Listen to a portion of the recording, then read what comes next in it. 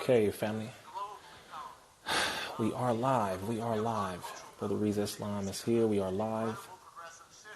We are live. I will not be on long.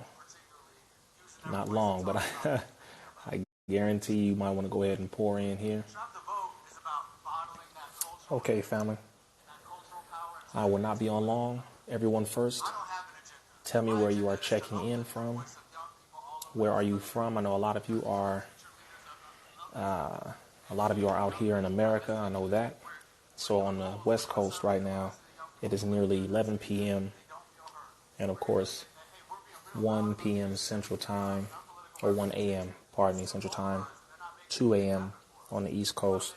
If you're in Africa, it's the morning in certain parts of Africa, China, etc. Okay, we got Long Beach in here, Chicago is in here, Memphis, Tennessee, the IE, Minnesota, Winston-Salem, North Carolina. Okay.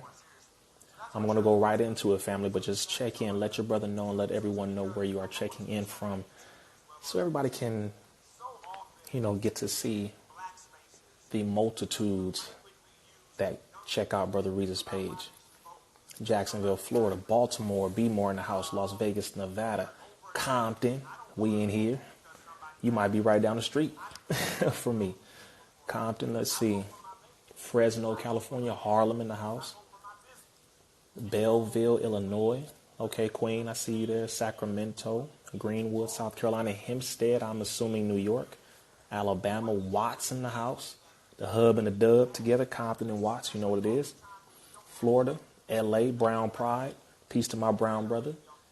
San Pedro, Carson, Atlanta, DC. Check out Killer Mike for the Revolt Summit. Oh, yes. Oh, I saw it. I saw Brother Killer Mike. He did a beautiful job. Cleveland, Ohio, the Bay Area, California. Jamaica is in the house. Peace to my brothers over in Jamaica. New Orleans, Inglewood, Philadelphia, Houston, Connecticut. Pittsburgh, Pennsylvania. Beautiful. Seattle in the house. Beautiful. San Bernardino. Okay, family, I'm going to shout out a few more cities and states and locations, and I'm going to go right into it. Cali Viejo, Chi-Town again, Brooklyn in the house, Shreveport, Louisiana, Philly is here again, Florida, all around, Virginia, San Diego. Okay, family, so we are going to go right into it really quick here.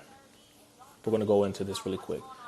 Number one, many of you have been watching. If you have not already, I encourage you to go and watch the entire 1 hour, 18 minute, 28 second dialogue conversation at the Revolt Summit, which took place in Atlanta, Georgia. Tamika Mallory, Killer Mike, Candace Owens, T.I., of course, and many others who were there. Shout out to all of my brothers and sisters who were there. My sister Tamika Mallory, very good. That's a very good sister of mine. My brother My Son General, good brother of mine. Killer Mike, good brother of mine. T.I., good brother of mine. Very good brothers and sisters who do this work. Number one, many people ask me, why is it, Brother Rizza Islam, where were you? Why were you not there? And my answer to that is, I was in LA helping to bring a truce between two of the biggest hoods, which Nation of Islam, that's what we've been doing for years, is bringing the peace between hoods. And people who talk on the internet, that's what they do. They just talk because they don't do a damn thing in real life helping the people. That's why they can just talk. But I'm telling you, every day we are in the community doing something. Every day. So Brother Rizza Islam was not in Atlanta because LA and the streets needed Brother Rizza more at this time. So I couldn't make it out there. I was going to go, definitely. I wanted to be there, of course, just to be a part of it, to see what it is that they're going to be saying, to see what it is that they plan to do, to see what it is that they think is the solution, to see what it is that they believe is going to rectify our condition.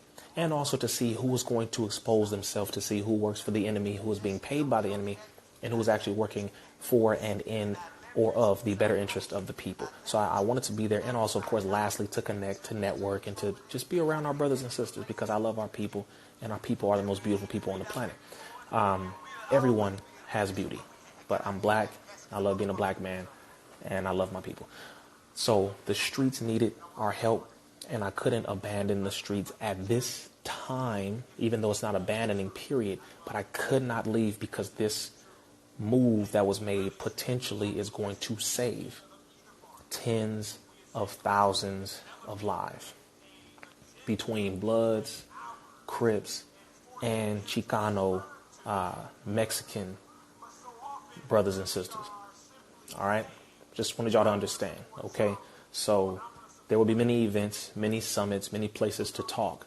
But the places that we are talking in are the edifices, the buildings, the forums that are reflecting verbally what it is that we are saying we are going to do physically. So I was out there doing the physical work that they were in a room talking about. You understand? Everyone has a place. And it's just, I wasn't there at this event, but I'm honored that, people even asked about me.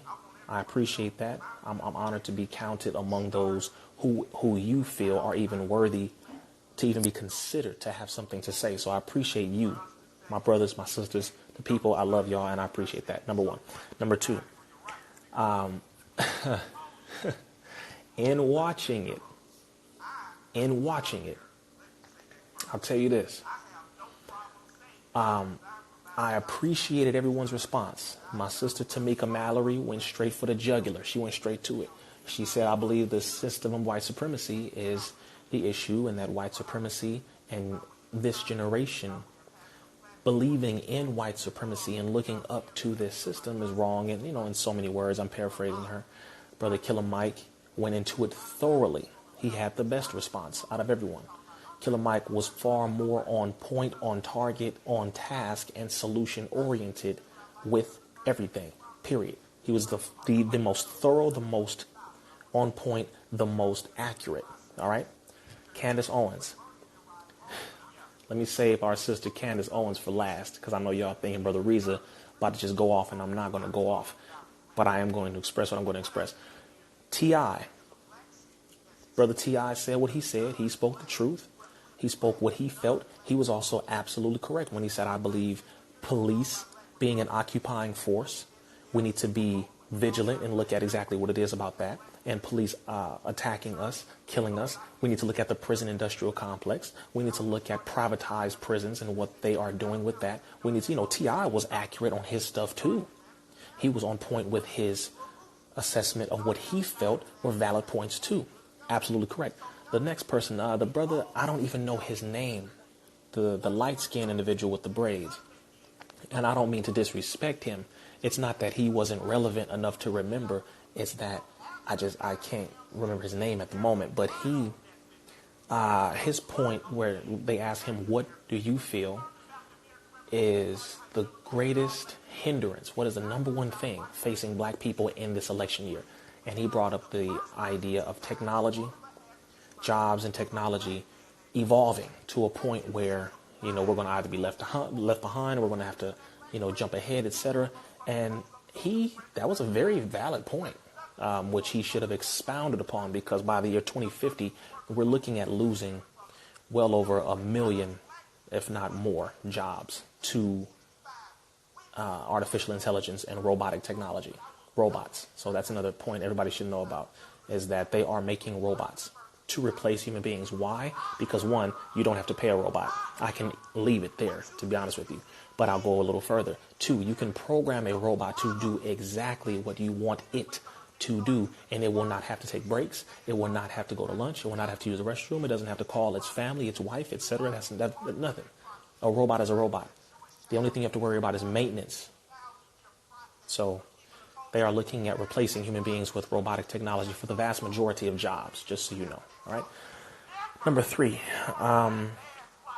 everyone had their points. They had their dialogue. They went into their descriptions. They went into all these things. Candace Owens. Candace Owens. I'm going to say this real quick. Candace Owens. Being a brother who states facts. Being a brother who states facts. And hold on one second before I go to Candace Owens. Our brother Jay Morrison. Jay Morrison brought up possibly the most vital point. And it was actually a mixture between Jay Morrison, Killer Mike, and T.I. Number one, economics. Number two, land ownership. Number three, nationality, also known as nationality. That's it. If you want to go to the top of it, if you want to go to the root all the way, you deal with economics, you deal with ownership of land, you deal with nationality, laws, governorship, sovereignty. Those are the three things that you deal with. I'm not trying to throw up neighborhood. Okay, I'm just 1, 2, 3. Okay, take it how you want. But land ownership, economics, nationality, laws, governance, sovereignty. You understand? Those are the three keys to freedom. Yes. And that is what a mixture of Jay Morrison, Killer Mike, and T.I. brought up. Those were the ones that made me say, aha, all right, good. So they're on the right track here. And you know what's interesting? The number one person who they kept bringing up, who mapped out the entire blueprint for these things, was the Most Honorable Elijah Muhammad and the Honorable Minister Louis Farrakhan. Absolutely. And then Killer Mike named other leaders. He named Stokely Carmichael. He named, of course, the Honorable Marcus Mosiah Garvey, upon which without him, much of this would not even exist. And without the Most Honorable Elijah Muhammad, of course, none of it would exist. And the Honorable Minister Louis Farrakhan, it would not have perpetuated, meaning the spirit, the vigor, the drive, the understanding, the awareness of what the hell is going on and the solutions upon which we have to utilize with which to rectify our condition and get out of the situation. Now, Candace Owens.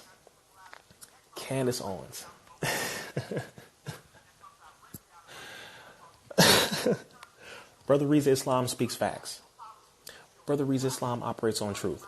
Brother Rizza Islam is a Nation of Islam soldier, fruit of Islam soldier, military soldier in the Nation of Islam, follower of Farrakhan, follower of the teachings of the Most Honorable Elijah Muhammad. You will never convince me to leave it. Nobody will ever convince me to denounce it. Nobody will ever convince me or will be successful in trying to convince me to turn away from what it is that I believe, to turn away from what it is that I follow and who I follow, which is the Honorable Minister Louis Farrakhan. I speak facts. We are taught to speak facts.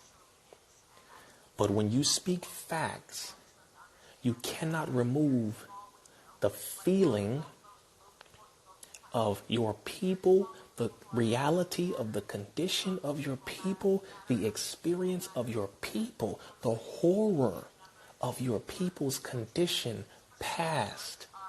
You can't remove the emotional connection. You cannot remove the spiritual connection. You cannot remove the reality of the actual connection of yourself to your people by generalizing facts as being your foundational principle. Oh, I speak facts. Okay, yes, Brother Rizza Islam speaks facts too.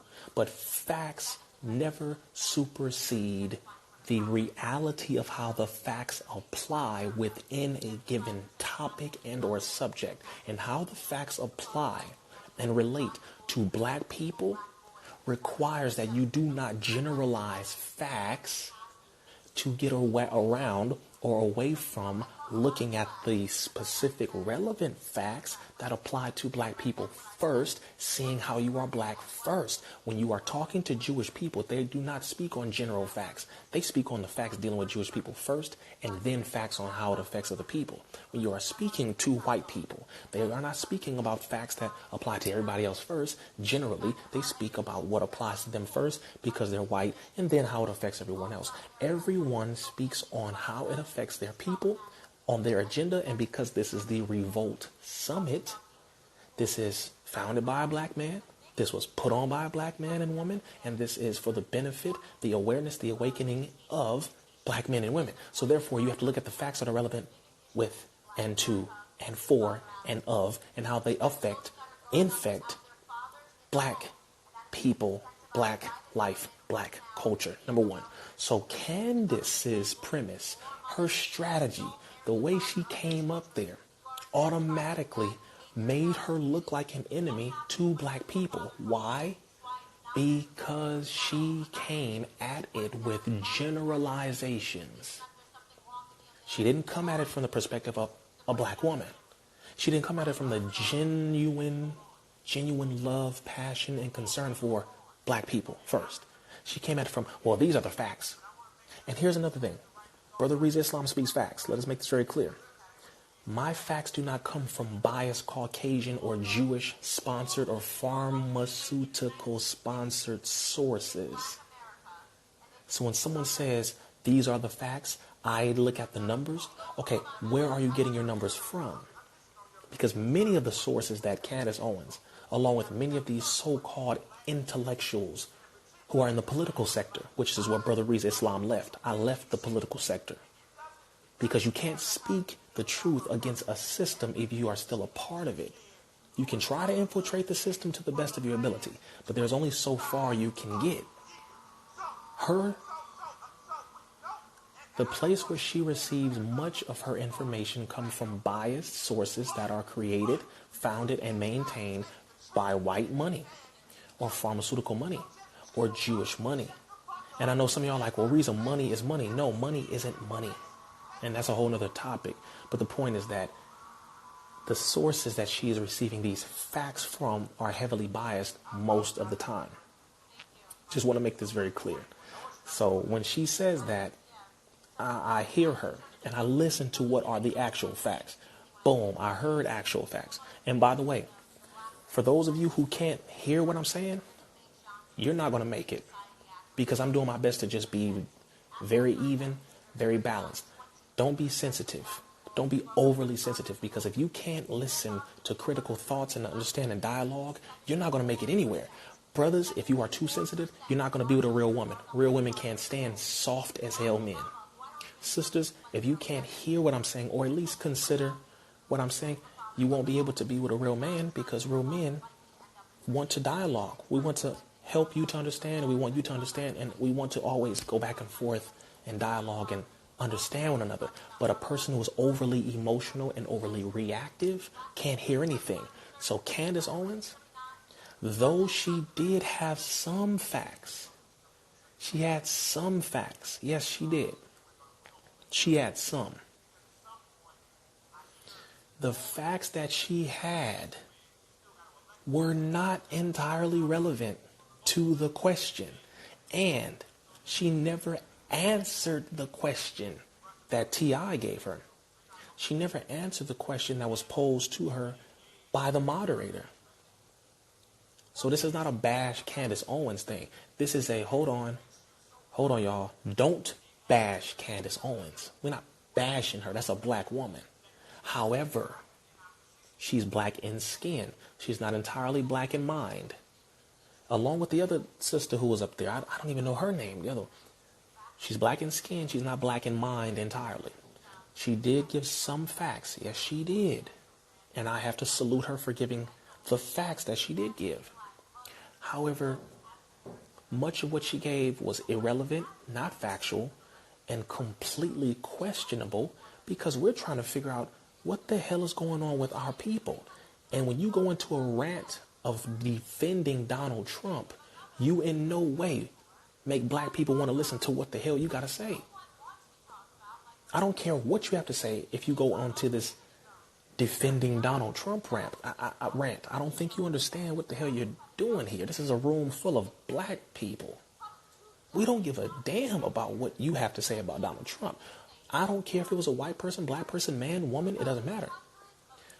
We need to know, how is it that all of you on this stage are going to contribute or educate us on how to contribute to our upliftment, to our rise, to our being solution oriented to come up out of the goddamn condition that we are in under the system of white supremacy. Please give us all of your answers.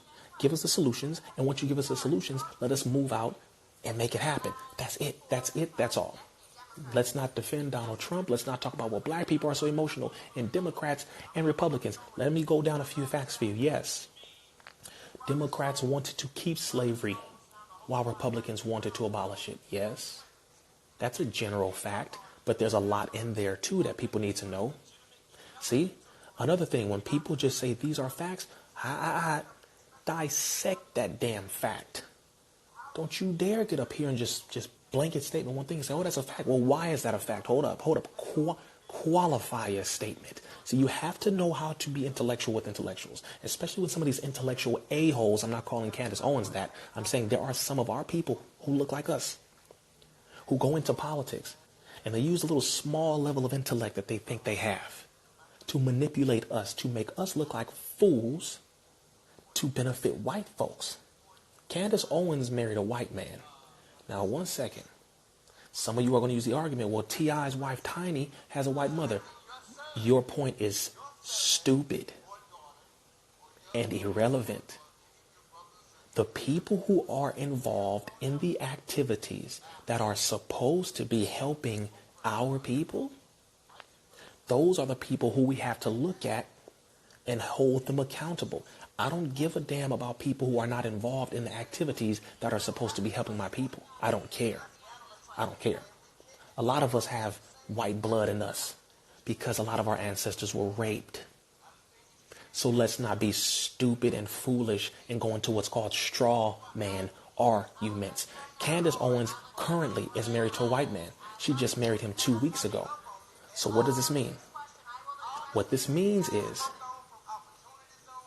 if I'm married to someone who is white, pure Caucasian, I won't be able, by virtue of my integrity, I will not be able to accurately, passionately, wholeheartedly speak against a system that originated with your grandmother and grandfather. Even though I say I love you, I can't really speak with that passion which comes and derives from and originates from that pain that my ancestors went through at the hands of yours, even though I call you husband or wife.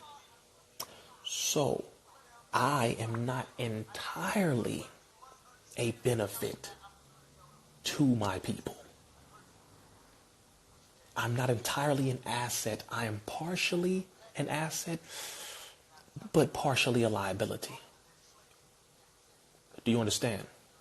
So this is not an attack on Candace Owens. I'm not about to attack or bash no black woman. That's a black woman on that stage. And if anybody disrespected her when she was on that stage, I would have told them shut the hell up like Killer Mike did, rightfully so. Shut your goddamn mouth. That's a black woman. She may not be in her right mind, but she's a black woman nonetheless. So I'm not going to bash you, sister. I'm not going to do that.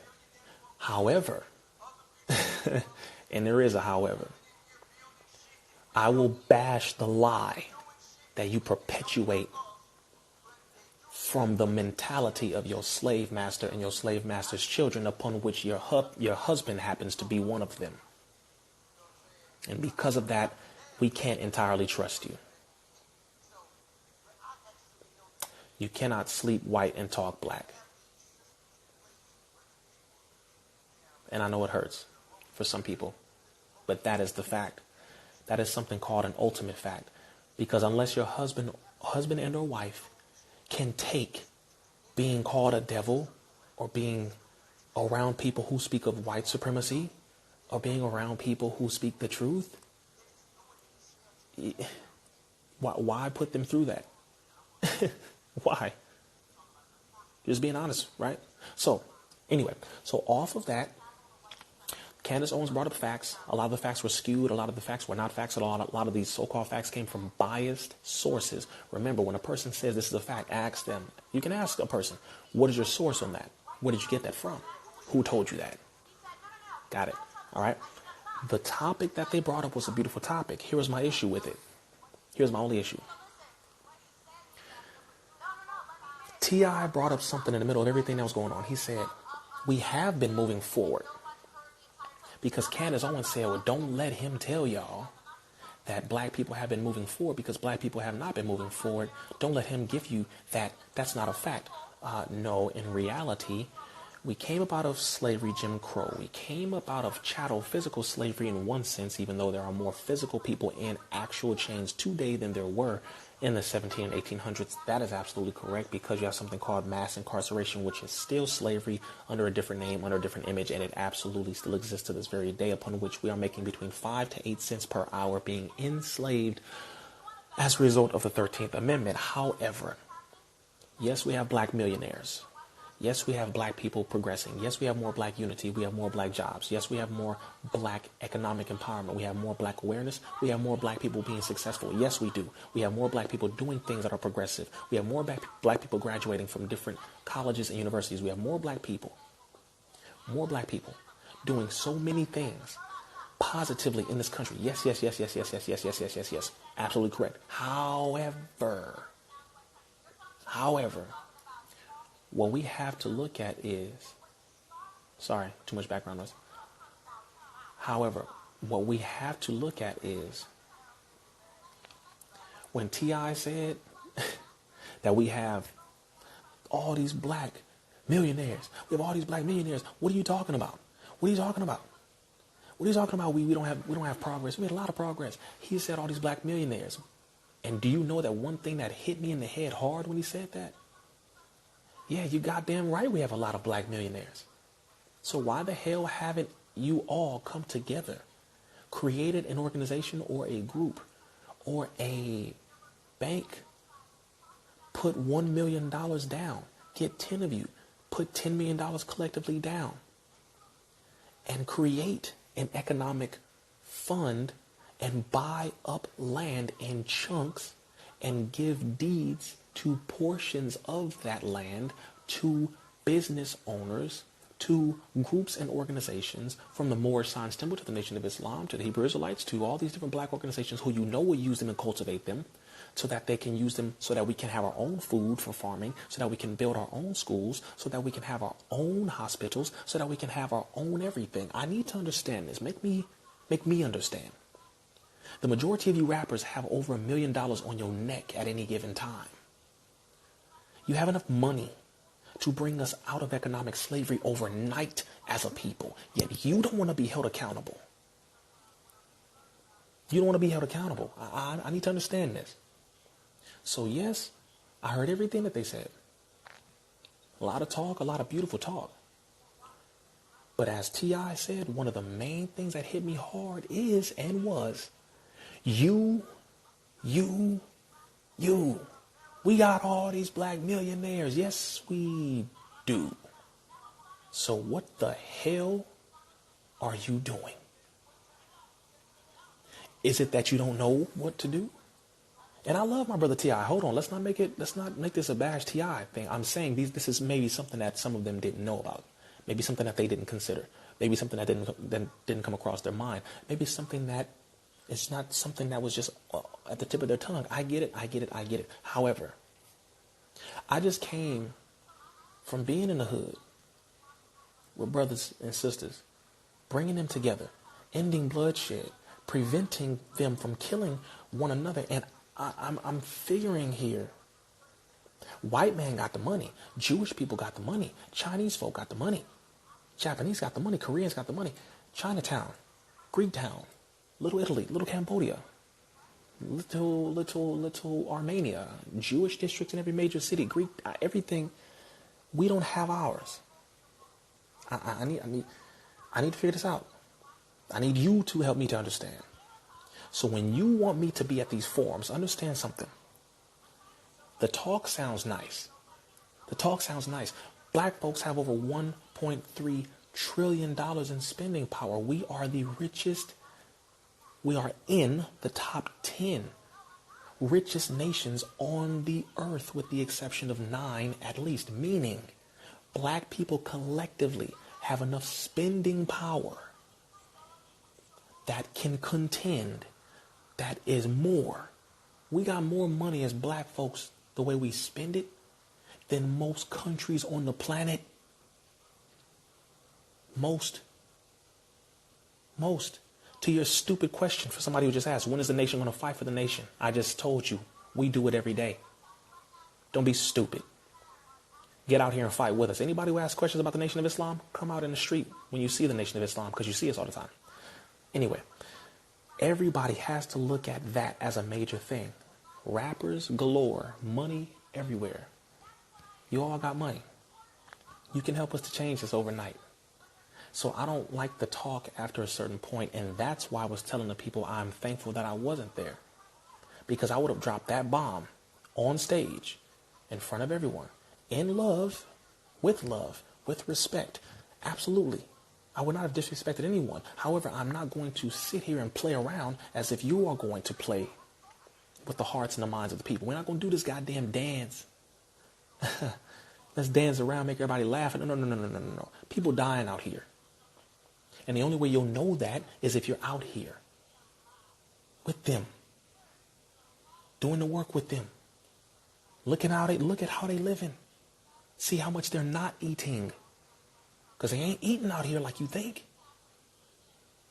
Think about this. The only way you'll be able to accurately analyze and then bring your analysis to the forefront, to these events, to these forums, to these shows, to these networks, is if you are in it yourself. And when you are in it, you then have enough understanding and knowledge with which to verbally articulate what the hell is going on so that the people can see it and hear it.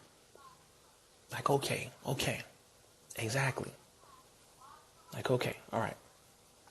So, the summit overall was, it was cool. It was cool. We can always do better. Of course, we can always do better. But it was a beautiful forum. I liked it. I appreciated it. At least it got people thinking.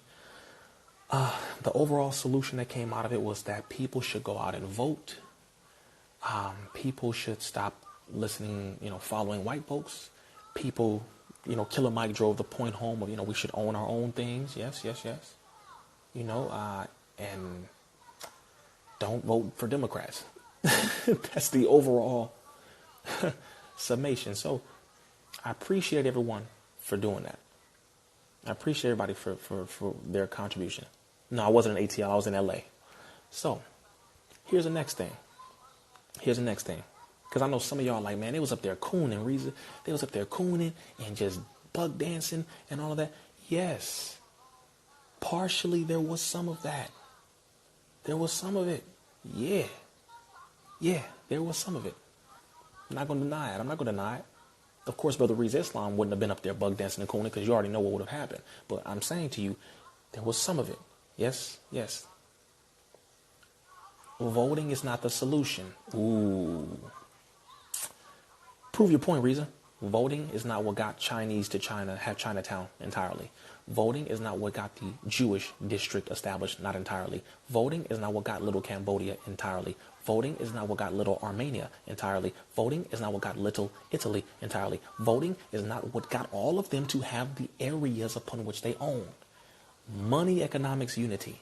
Money, economics, unity. Money, economics, unity among their own people. Money, economics, unity among their own people. Money, economics, unity. You have the money, you can control. You own the land, you can control. You have the security, you can maintain. Rizza Islam does not vote Democrat or Republican, because Democrats and Republicans have done horrible things to black folk. Democrats and Republicans, they are two fangs on the same damn snake. I just want to make sure we understand this.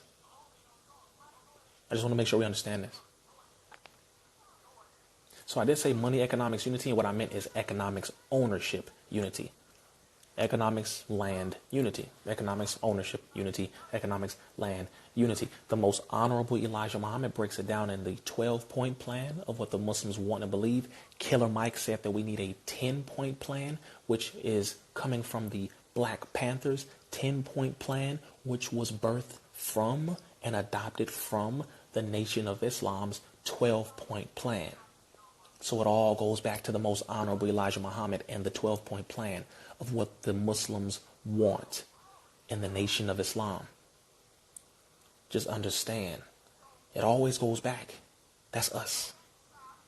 So, for all of you who are watching, and I'm almost finished here, don't be fooled by us who get up here and just talk all the damn time. I'm saying this to you. You have a job to do as the people watching. You have to verify and make sure that we are following through with what the hell it is that we say. You have a job. You have the right to say, hey, yo, Rizza, are y'all really doing that? Let me see. That's your job. Don't just sit there and just, oh, I love Killer Mike and just applaud for Killer Mike. No. Applaud Killer Mike. Love our brother Killer Mike and support our brother Killer Mike, but verify Killer Mike. Research, make sure the brother's cool. Of course, there's going to be something negative said about everybody. Just so we make this clear. People say negative things about Brother Rizza. People say negative things about you. Don't all of y'all got somebody who hates on y'all and says something negative about you? So it's always going to be something negative. But what I'm saying is, if we say that we're going to do something, or if we say we're going to go here, we say we're going to help with this, just verify, make sure. It's okay. You have that right. Next point. None of us are above correction. None of us are above correction. Don't look at us as if we're perfect, because we're not. Don't set yourself up for disappointment by looking up to us as if we are perfect. No, we're not perfect. We all need to be held accountable. And the best way that our people can move forward, because something else that they kept saying is, this is why black people don't move forward. This is why black people don't move forward. No, nigga. Black people don't move forward because there is a system put in place to guarantee that the perpetual control is maintained by a few miniature elite with less than 10% of them controlling the economic base, controlling the land ownership, controlling every goddamn thing. And they maintain their control and dominance by making sure that the 85%, the masses, are continually distracted, fighting and trying to kill one another. It is called the system of white supremacy. That's why black people have not collectively been able to move forward. That's why. That's why. Not because of Democrats and Republicans and black people don't know how to vote, and black people that shut your goddamn mouth. Before we were able to vote, we were not able to be free. So voting has never made us free. Ever. That's what I would have told her. I would have asked her, please explain to us, when was voting effective at making black people free? Because she didn't answer the other question, which was, at what point was America great? What era was America great? See, those are questions that are cool, but then again, those are not questions that are entirely relevant. I don't really give a damn. At the end of the day, with those questions, I don't really give a damn. Right now, I'm looking at, okay, good, we need economics. We need land ownership. We need to have all of this stuff that belongs to us. We need our own schools, banks. We need our own grocery stores. We need our own transportation systems, including our own airports. We need our own international trade and commerce with other countries, import and exporting of goods and services so that we can maintain and control our own everything. That's what we need. I don't give a damn about Donald Trump. I don't give a damn about Donald Trump. To answer your question, Rizza, then why are you not talking about black political party or black army? Let me correct you. You haven't been listening. Black political party. Sure. We are going to form a black political party. We're going to do that. Sure. We're going to do that. That's going to take some time, but we're going to do it. Black army, we have plenty. We have plenty. Black army. Nation of Islam. We don't refer to ourselves as the army of this world. We're God's army. We don't fight with carnal weapons, knives and guns. Some of y'all don't agree. It doesn't matter whether you agree with it or not. The fact is, the Nation of Islam has existed for this long, nearly 100 years in America. The police are more afraid of us than any gang, any group, any other organization that has all the weapons in the world. They are more afraid of us than them. What does that tell you? We fear no man, nothing, and no one. No bullet, no bomb, none of it. Yet those who have the bullets, the bombs, and all the guns and all the ammunition are afraid of us. What the hell does that tell you? I just wanted to help you to understand. So the Nation of Islam, yes, we exist. Okay? So some of your questions are actually, not some of all of y'all, just one individual that, some of his questions are actually stupid. And you're asking some of the most idiotic questions. That's why you're not going to get an answer anymore. But here's my answer to you. Come to any member of the Nation of Islam and try to attack us and watch what happens. That will answer your question. And we have been doing so much work. You're talking about 40 to 50 million black people in America. 40 to 50 million people who need help. How long do you think that takes? Don't ask questions that have such a long damn answer. Don't ask questions that have such a long answer, especially if you are not involved in doing the work to help us out of the condition that we're in. Just knock it off. Knock it off. You can't put all the blame on the Nation of Islam. We're doing the best we can with the numbers we have. But nigga, are you going to get up and help? No? Shut your mouth then. 50 million people need help. Do you have any idea how long that takes? Do you have any idea? Going through the system of white supremacy, still tackling against this domestic terrorist group called the police departments of America. Tackling the house of white supremacy itself called the White House. Tackling the over 1 million laws subjugating the people. Do you have any idea? Do you have any idea? Think. Think. That's all I'm saying. Think. Okay? And let me go ahead and block the rest of these individuals. So, next point. Next point. And this is pretty much done on this one. When it comes to us uniting and pooling our resources, we can start right now. Because here's the solutions. Start right now. Start right now. Many of you work in companies. Many of you have businesses. Many of you have organizations. Many of you can do something. But the only way we're going to separate from this system is by practicing group economics. One, spend money at black-owned businesses. I don't care if they charge $4 more, $5 more for the same thing that white folks and Asian folks have. Spend money at black-owned grocery stores. Yes, they're going to charge a little more, but spend it there. Spend money at black-owned cleaners. Spend money at black-owned everything.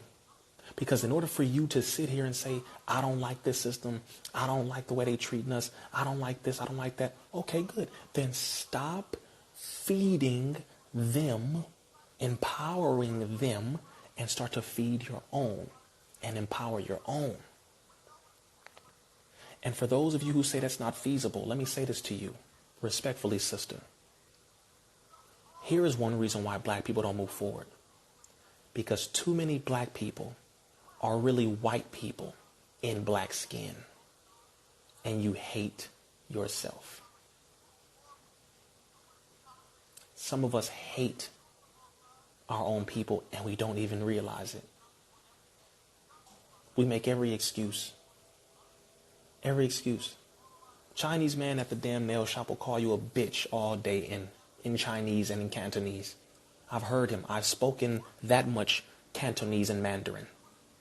They will call you out of your name while doing your nails. They will call you a hoe while cleaning your cuticles.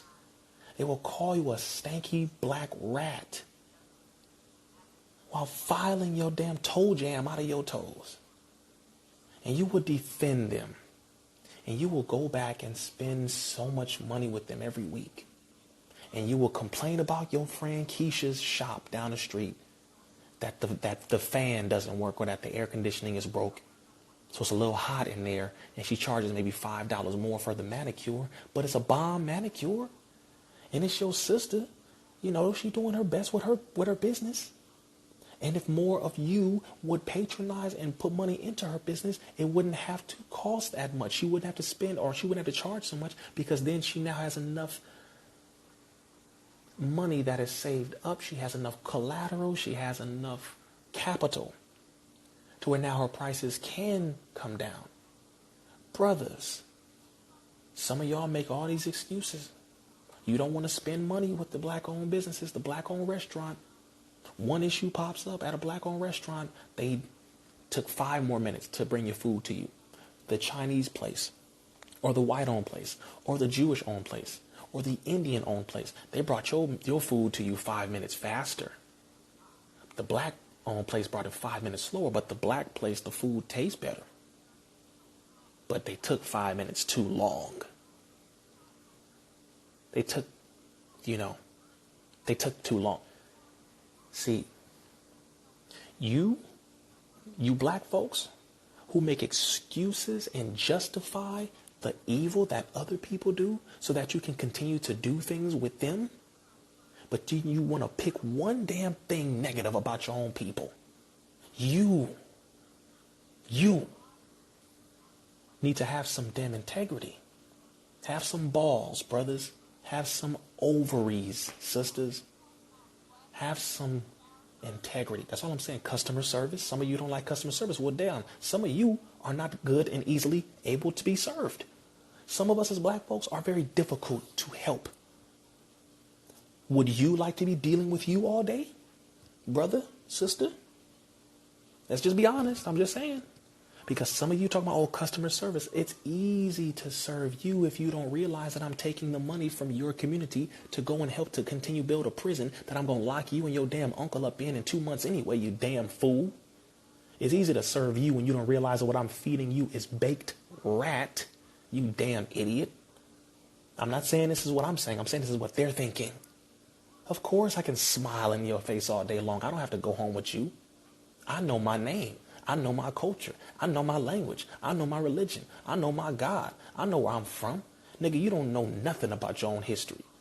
Of course I can be happy with serving you. Because I know that I'm not really the one who is the slave. You are. You're actually serving me. You're giving me your money for this piece of crap that I'm giving you. That is not actual quality food. It's killing you. You're paying me to kill you. You are stupid and you love it. Matter of fact, you're paying me to kill you and you're laughing at your own people over there. So I know at the end of the day, I can curse you out, call you whatever I want, do whatever to you. And your dumb ass is going to keep coming to me. You're going to keep coming to me. So of course, Chinese folks have better customer service. Of course, the Italians have better customer service. Of course, the Jewish restaurants have better customer service. Of course, white folks have better customer service. They know who they are. They have their own everything. What the hell are they going to be? They don't have much to go through negatively. Not as much as us. Of course, they're happy. Hey, nigger, come on. Let's go sit down. They're not saying nigger. They're calling you by your name. Jeffrey, hey, Jeffrey, right over here. And yes, there are some restaurants owned by Jewish people, Indian people, white people, Mexicans, etc., who are not racist, who are not being evil, who are not being a-holes, who are not none of that.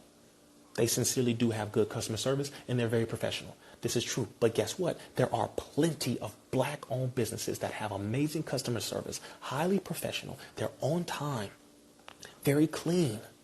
They have all the amenities you want. They have everything that you want, and you still find something wrong about them. We still find something wrong because we hate ourselves. If you don't like yourself, how are you going to like the other person who's sitting across from you or who's working to serve you, who looks like you? This one look like your mama, that person look like your uncle, that person look like your brother, that person look like your niece or your cousin, and you don't like them. And you're not consciously thinking this. This is something deep that is going on. I love my people. I love my people. And those of you, you can say it's not true. I don't give a damn what you say. I don't care what you say. Let me help you out for those of you who say it's not true. Maybe you had a negative experience at a black-owned business. Some of you will say, I've had a negative experience at every black-owned business. Oh, that's cool. Cool. You ever had a negative experience being black with somebody else who's not black? You ever had a negative experience walking down the street and got beat up, got robbed by somebody who wasn't black? You ever got to a place where you couldn't get a job because you were black and you knew it was because you were black? You ever been in a situation where you knew, oh, well, damn, my name, my language, my culture, my religion, my God was ripped from me. Oh, wow. That's crazy. Yeah, my ancestors were raped every day. Every day. For years. I don't think you get it. Some of you are enjoying this condition that you're in now. Some of y'all got a little bit of money and you don't feel the pain of your people. Some of y'all are living comfortably. And it's easy for you to talk down on your people so goddamn much. You got all the justifications in the world, but you don't have enough strength and balls to go and be in your own neighborhood, to patronize your own people's businesses, and then talk to them later in private about how they can improve in their business. How about that? How about we talk to one another about it? Does that make sense? Can we do that? How about we talk to them? Hey, yo, man, look,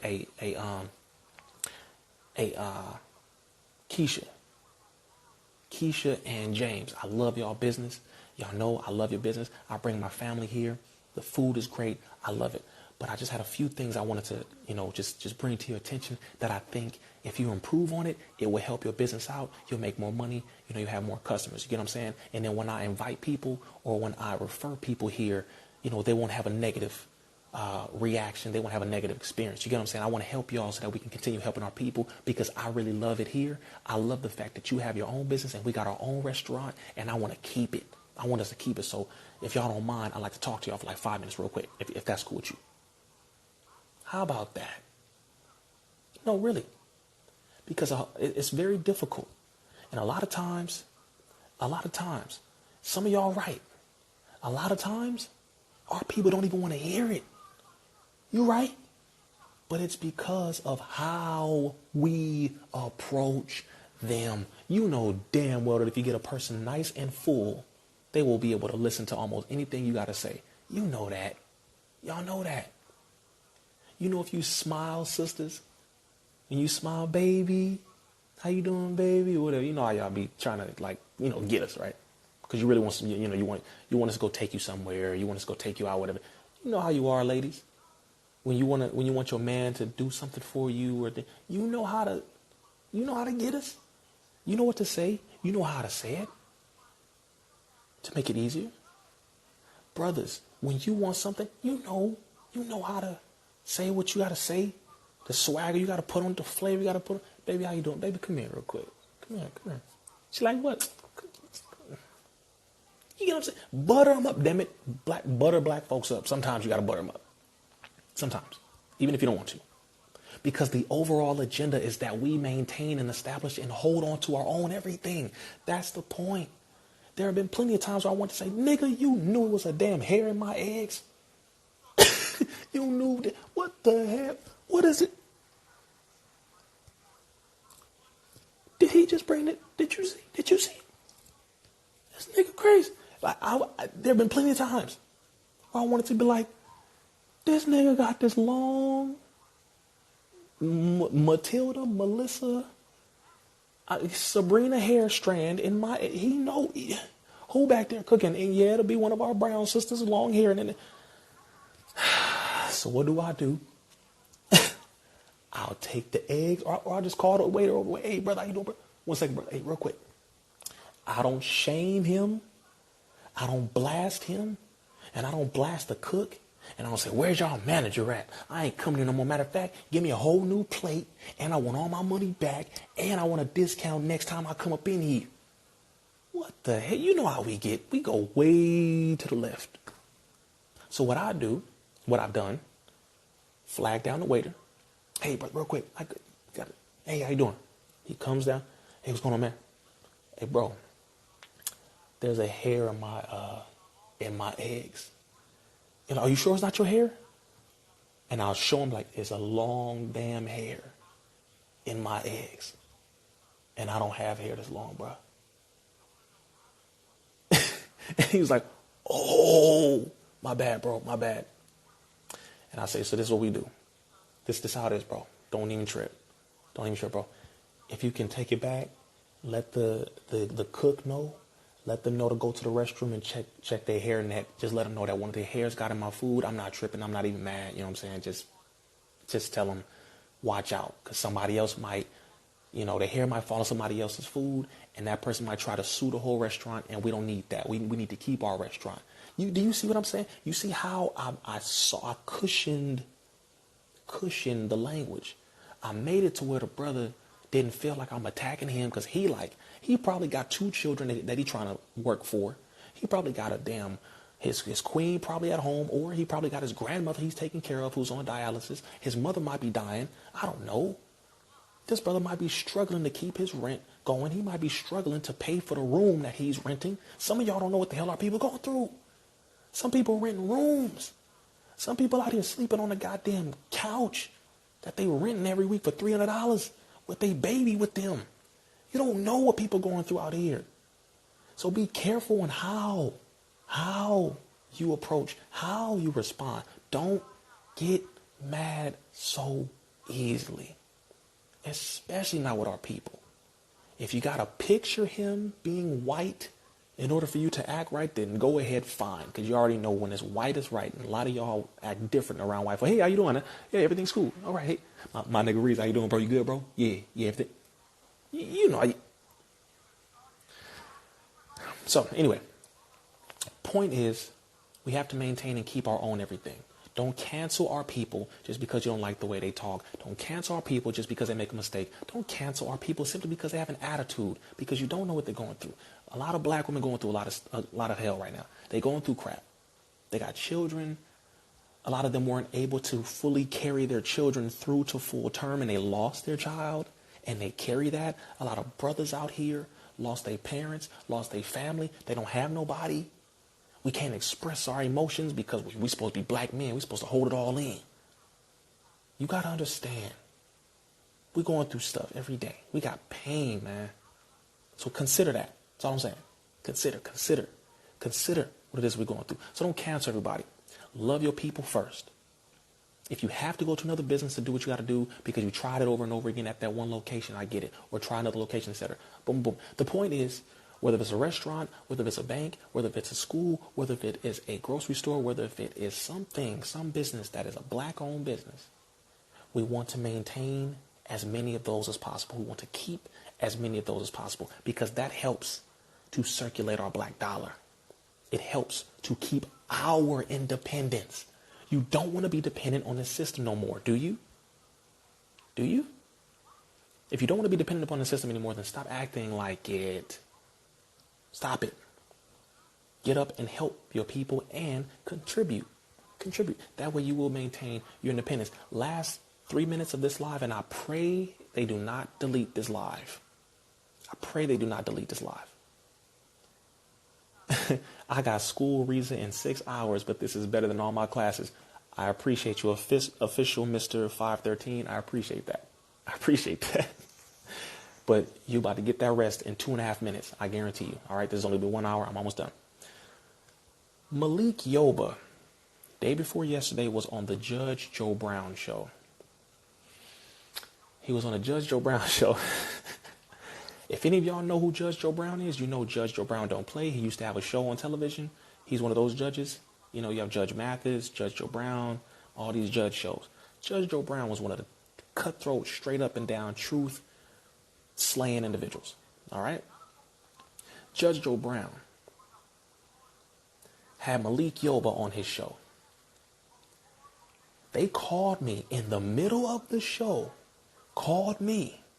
and said, Brother Rizza Islam, can you jump on and join this show right now and address Malik Yoba? I want y'all to hear me. They invited me to address Malik Yoba. Night before last, right on the show. I respectfully declined, and I'll tell you why. Judge Joe Brown is cutthroat enough. Judge Joe Brown hit him with all the questions about the trans. So you're telling me you like women with balls? Is that what you're telling me, young man? That's what, that's Judge Joe Brown. Okay, that's him. He goes straight to the neck. So for me to jump on there, to slice and dice Malik Yoba's rhetoric and mentality, which comes from white folks, it would have looked like it was an ambush and that it was just two black, conscious black men smashing on a mainstream Negro. And that's not what I want anyone to see. I don't want people to misunderstand that. I'm not there to bash him. I'm not here for that. What I am here for is to destroy that white man's mentality. You ain't gonna push this trans nothing on my people and make it seem as though it is something that we should accept. So no, the Honorable Minister Farrakhan taught me differently, and I'm not going to get on there and bash him. I will have my time, but I'm not going to have my time based on jumping on somebody else. That's not how we're going to do this. All right, I'm going to come back in, family, for the last 5 minutes. I'm going to come back in for 5 more minutes.